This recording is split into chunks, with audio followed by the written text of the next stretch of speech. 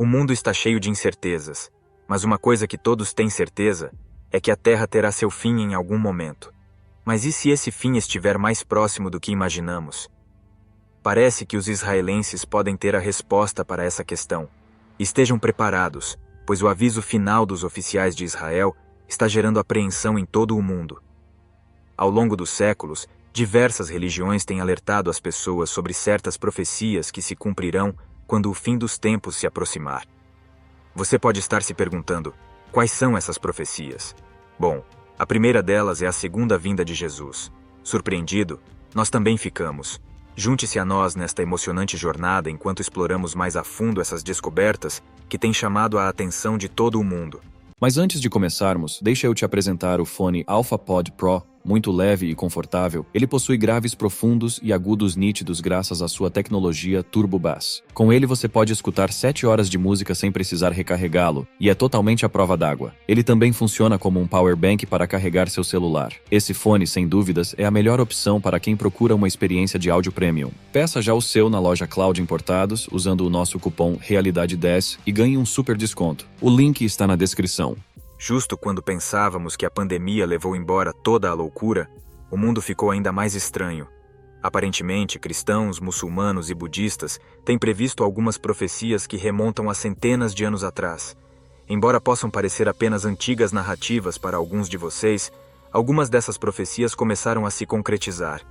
E, para ser honesto, está ficando um pouco assustador. Então, quais são essas profecias? Cristãos, muçulmanos e judeus consideram Israel, uma nação no Oriente Médio às margens do Mar Mediterrâneo, como a Terra Sagrada. Sua capital, Jerusalém, abriga a maioria de seus locais sagrados, incluindo o Monte do Templo, o Muro das Lamentações na Cidade Antiga e o Monte Sião, tanto no judaísmo quanto no cristianismo. Israel é reverenciado como uma terra santa, enquanto Jerusalém é tida como cidade sagrada. Para os cristãos, é o lugar onde ocorreu a vida e a morte do Filho de Deus. Jesus, conhecido como Hazrat Isa no Islã, também ocupa um lugar de destaque como um dos mensageiros de Alá para os muçulmanos. Conforme registrado em seus livros sagrados, algumas das profecias devem se cumprir para marcar a segunda vinda de Jesus. Em primeiro lugar, a Bíblia faz menção do primeiro templo já erguido, conhecido como o Templo de Salomão. O rei Salomão construiu esse templo no que hoje é conhecido como Monte do Templo em Jerusalém, com o propósito de honrar a Deus. É realmente um ato nobre, sem dúvida. Esse templo existiu entre os séculos 10 e 6 a.C. Mas o que aconteceu com ele? Foi destruído durante o cerco babilônico a Jerusalém, sob o reinado do rei Nabucodonosor. Após a devastação do Templo de Salomão, o segundo templo, mais tarde conhecido como o Templo de Herodes, foi erguido. Inicialmente era um local de culto modesto, porém foi posteriormente redesenhado e reconstruído com enormes paredes e colunas. Sob o reinado do rei Herodes, o segundo templo permaneceu em pé por mais de 580 anos, até ser novamente destruído pelos romanos durante a invasão de Jerusalém. A ideia de construir um terceiro templo surgiu logo após a destruição do segundo. Desta vez, os judeus estavam decididos a erguer um templo que não fosse sujeito à destruição. Eles buscavam construir um templo que não apenas servisse como local sagrado de adoração para os judeus, mas também fosse grandioso, superando os 2 templos anteriores. No entanto, a construção do terceiro templo não é uma tarefa simples, já que muitos países, especialmente nações islâmicas, têm se oposto a essa ideia por muitos anos. Jerusalém é uma cidade compartilhada com a Palestina, e alguns países reconhecem Jerusalém Ocidental como a capital de Israel, enquanto consideram Jerusalém Oriental como a capital da Palestina. Isso ocorre porque o local abriga a Cúpula da Rocha, um monumento islâmico no Monte do Templo. Visitantes judeus são desencorajados a entrar no complexo, e judeus são proibidos de realizar cultos lá. Mas isso não é tudo. Alguns estudiosos até questionaram a crença judaica de longa data de que os templos judaicos anteriores estavam localizados naquele local, o que gerou controvérsias. Em resposta a essa afirmação, pesquisadores e estudiosos conduziram investigações adicionais, levando a uma descoberta fascinante. A mesquita de Al-Aqsa foi construída sobre um local de purificação ritual judaica. O arqueólogo britânico Robert Hamilton desempenhou um papel crucial ao fornecer evidências para sustentar essa revelação. Em seu detalhado relato, ele documentou sua exploração das fundações da mesquita e o que encontrou. As fundações da mesquita foi descoberta após um terremoto em 1927 que danificou uma parte do lugar. Sob o piso da mesquita, Hamilton descobriu um mikveh, um banho usado no judaísmo para fins de purificação ritual. É seguro afirmar que essa descoberta encerrou as especulações. O mikveh possui uma profunda importância na tradição judaica, tradicionalmente associado a uma fonte de água natural chamada água viva. Era usado durante o período do Segundo Templo para a imersão ritual antes de acessar o Monte do Templo. Essas descobertas inovadoras, datando de séculos atrás, foram ocultadas pelos arquivos do mandato britânico para evitar problemas com as autoridades islâmicas. Segundo os locais, essa montanha de evidências é o sinal verde que os judeus estavam buscando. E conforme previsto, um tribunal judaico autoritário, o Sanhedrin, iniciou os preparativos para a construção do Terceiro Templo. Até mesmo terras agrícolas e florestas estão sendo preparadas para atender às necessidades do templo após a construção. Um dos principais requisitos para reconstruir o templo é a produção de uma novilha vermelha. A novilha vermelha é uma vaca que nunca deu à luz, nunca foi ordenhada ou usada para o trabalho. Então, o que torna a novilha vermelha tão especial? Bem, as cinzas de uma novilha vermelha, quando misturadas com água, são essenciais para purificar os judeus e permitir sua participação nos serviços do templo.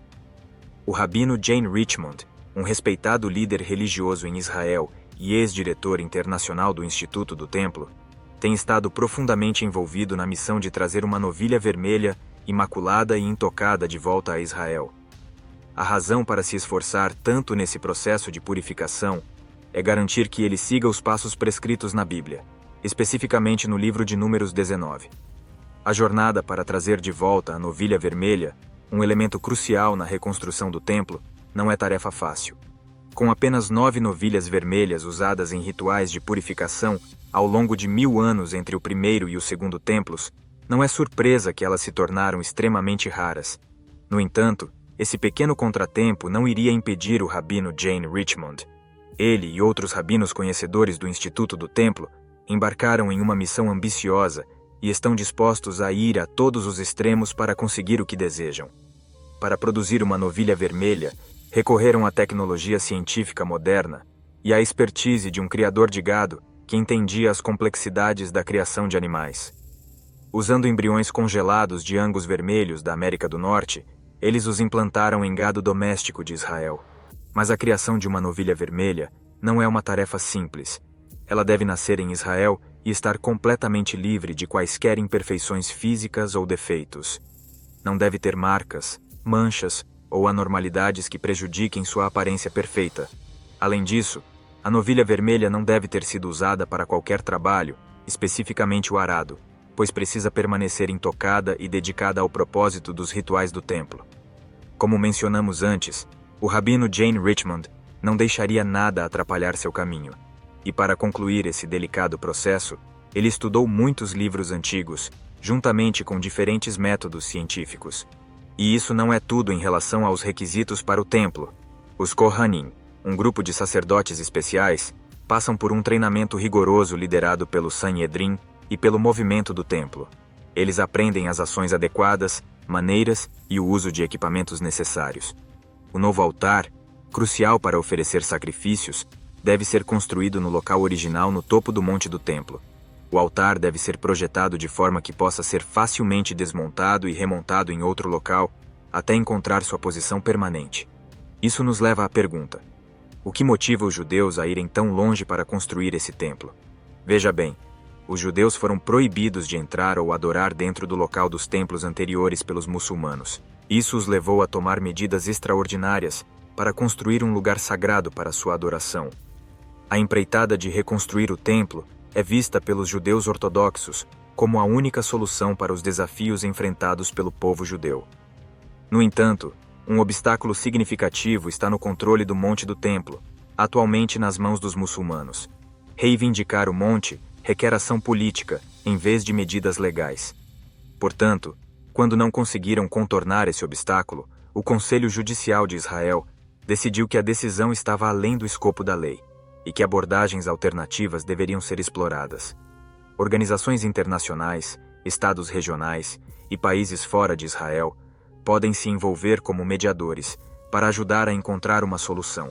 É importante que líderes de diferentes religiões trabalhem juntos para tornar a reconstrução do templo uma realidade. Agora, voltemos ao que as profecias indicam. De acordo com a Bíblia, especificamente nos livros de Daniel e Apocalipse, há menção de uma figura conhecida como o Anticristo. Em Apocalipse 13, sugere-se que esse Anticristo possa surgir como um futuro líder político. Acredita-se que esse líder possa fazer um acordo ou pacto com líderes judeus, possivelmente incluindo a permissão para reconstruir o terceiro templo. Embora essa ideia possa ser entendida de diferentes maneiras, podemos ver medidas significativas sendo tomadas para a construção do terceiro templo. Esta jornada tem sido nada menos que uma montanha-russa, onde dois lados extremos, ou seja, os costumes antigos e a tecnologia moderna, se unem para reconstruir o templo. À medida que os planos avançam e as conversas se desenvolvem, o caminho para um futuro unido, baseado no respeito e na compreensão, torna-se ainda mais importante. Então a novilha vermelha será trazida de volta? E o monte do templo verá uma transformação? Só o tempo dirá, mas os esforços coletivos de comunidades de diferentes origens podem abrir caminho para este projeto. No entanto, esta não é a única profecia que está se concretizando. No século 8 a.C., o rei Ezequias empreendeu um projeto notável, a construção da piscina de Siloé. Esta piscina servia como a única fonte de água doce na antiga Jerusalém, garantindo um fornecimento constante de água mesmo durante tempos de guerra. Os engenheiros do rei Ezequias abriram um caminho através da rocha sólida, percorrendo cerca de 600 metros desde a nascente de Gion. A piscina, e ela tinha aproximadamente 16 metros de comprimento, 5,4 metros de largura e 5,8 metros de profundidade, consistindo em uma combinação de rocha natural e alvenaria feita pelo homem. Infelizmente, quando os babilônios atacaram Jerusalém, o segundo templo não foi a única coisa destruída. A piscina de Siloé também não escapou de sua fúria. Durante o tempo de Neemias, foram necessários quase 70 anos para reconstruir as muralhas de Jerusalém, e para reparar a piscina de Siloé, foi necessário tempo adicional. A piscina passou por mais reconstrução e expansão durante o reinado de Herodes, o Grande. Ela se tornou um local de encontro para os pobres e doentes, que vinham tomar banho em suas águas. A proximidade da piscina com o templo a tornou especialmente significativa durante a Festa dos Tabernáculos, um evento celebratório em Israel. Essa festa, conforme instruído pelo Senhor em Levítico, capítulo 23, versículos 34 a 43, foi designada para que os israelitas se lembrassem de sua libertação do Egito. Durante 7 dias, a partir do 15º dia do 7º mês, os israelitas eram obrigados a residir em barracas temporárias ou abrigos. Essa celebração visava garantir que as gerações futuras percebessem a importância de seus ancestrais terem vivido em tais barracas após sua libertação. As festas têm um lugar especial na tradição israelense, servindo como lembretes de eventos históricos importantes e simbolizando a liberdade. A água da piscina de Siloé desempenhou um papel crucial nos rituais cerimoniais da Festa dos Tabernáculos devido à sua proximidade com o templo. Essas cerimônias faziam parte vital do patrimônio cultural e religioso de Israel, conectando-os ao seu passado e lembrando-os de sua jornada da escravidão para a liberdade. A Festa dos Tabernáculos, também conhecida como Sukkot, é uma celebração que nos lembra como Deus salvou seu povo do Egito e lhes forneceu comida durante sua permanência no deserto. Sabemos o que você pode estar pensando. Como os judeus modernos sabem como construir barracas? Bem, a Mishnah é a resposta para a sua pergunta. Ela é uma coleção de ensinamentos judeus contendo instruções sobre como construir barracas temporárias para habitar durante essa festividade. O Sukkot geralmente ocorre após a temporada de colheita, e as pessoas expressam sua gratidão a Deus enquanto esperam por chuvas abundantes. Muitas pessoas de todo o mundo consideram isso uma grande tradição. Durante a festa, antes do sacrifício da manhã, um sacerdote pegaria uma jarra de ouro e a levaria até a piscina de Siloé. Ele a encheria de água e a levaria de volta ao altar, em meio aos gritos alegres do povo. Enquanto a multidão cantava os Salmos 113 a 118, o sacerdote derramaria a água no lado oeste do altar, simbolizando Isaías capítulo 12, versículo 3. A piscina de Siloé permaneceu oculta por muito tempo, até sua descoberta em 2004 durante a escavação de uma linha de esgoto. No entanto, apenas uma pequena parte de seus 16 metros de comprimento foi revelada até agora. Agora vamos falar sobre Armagedon e como ele se encaixa nesse cenário. Quando ouvimos essa palavra, muitas vezes pensamos no filme Armagedon e no fim do mundo. Embora destaque o fim do domínio humano, não é o fim da própria Terra. Armagedon é mencionado no Novo Testamento, especificamente em Apocalipse capítulo 16, versículo 16. Refere-se a um lugar onde exércitos se reúnem para a batalha. As pessoas o interpretaram como um local tanto literal quanto simbólico. No entanto, de acordo com os livros de Jeremias e Ezequiel, a batalha do Armagedon não se limitará a um único lugar.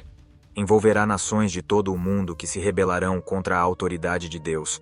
O nome Armagedon, derivado de Har Megido em hebraico, refere-se ao Monte Megido, localizado no norte de Israel. Essa área foi palco de batalhas históricas registradas na Bíblia. Também pode ser interpretado como terremotos, enchentes, granizos, deslizamentos de terra, trovões, doenças, incêndios florestais e relâmpagos. Esses desastres naturais mostrarão a soberania de Deus e virão sobre as nações que desafiaram os mandamentos dele. E como temos testemunhado nos últimos anos, não tem faltado esses desastres em diferentes partes do mundo. Agora queremos saber o que você acha disso tudo que tem acontecido em Israel? Deixe nos comentários e nos vemos no próximo vídeo.